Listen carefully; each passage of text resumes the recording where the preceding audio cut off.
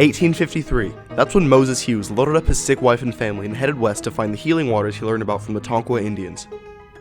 It was those healing waters that created the town of Lampasas and spurred its growth to be the third largest city in Texas. There were hotels, bathhouses, and mercantiles that supplied the wagon trains heading out of this town on the western edge of the Texas frontier.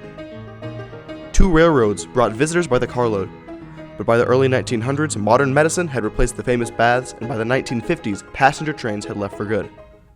The best thing about Lampasas, though, is the people. Let's meet a few. What I love about Lampasas is that it's rich in community spirit with a strong sense of civic pride. What I like about Lampasas is that everybody knows my name. There's a lot of things I love about Lampasas, but especially just the agricultural basis of the community and just the family love that there is here. What I love about Lampasas is just a small town atmosphere that has a lot of good people in it that work together to make this the best town in Central Texas.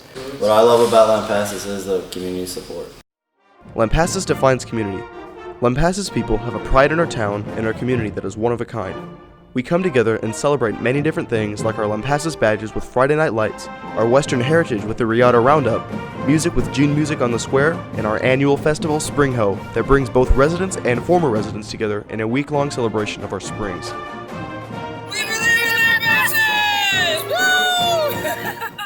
Let's take a brief tour of our downtown historic district.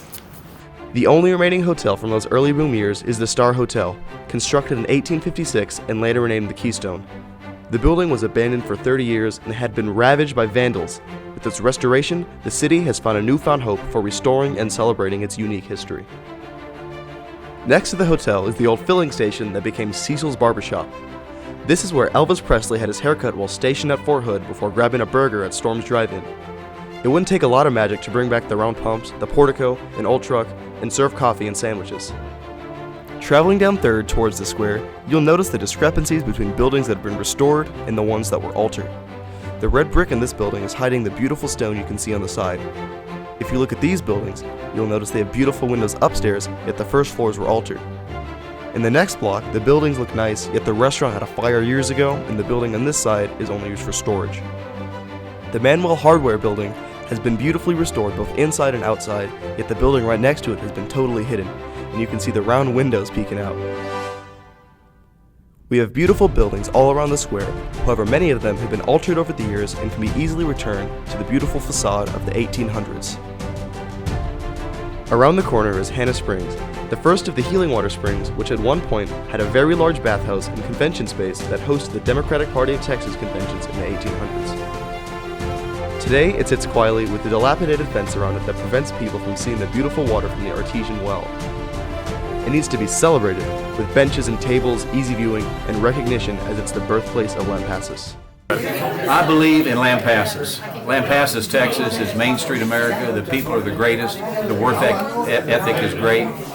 We have other historic buildings that we believe are in desperate need of renovation because of their architectural and cultural significance, as well as their historic value. You can see some of the buildings have already been preserved and there are new businesses moving in. While new restorations are happening in town, there are more that need TLC. The Old Catholic Church on 4th Street served both the Hispanic and African American communities before it was vacated and collapsed during a windstorm. Demolition has been halted while efforts to rebuild it are underway. The hope is to rebuild it so the church and the land can be donated to the city as a park and an inexpensive wedding location. The house next to the tax office and other early 20th century homes along Western Avenue that are abandoned could be saved as homes or repurposed as offices. The Palace Hotel, built during the 1880s, currently has business downstairs but is home to a large bat population upstairs. The exterior could be returned to the period she served as a hotel, and the beautiful stone exterior could be cleaned. The Colored School, which was saved from demolition years ago, is now structurally solid but unusable because funding ran out before the interior was restored and the area around it landscaped. We think this could be a nice historic building for public functions. The Hewling Mansion, also referred to as the Bean Home, is the oldest home in Lampasas. While still standing today, structural failures can be seen. If repair or restoration isn't completed soon, this historic building will crumble from natural causes. As diverse as our community is, we share one common bond. We all believe in Lampasas. I believe in Lampasas. We believe in Lampasas. I believe in Lampasas. We believe in Lampasas.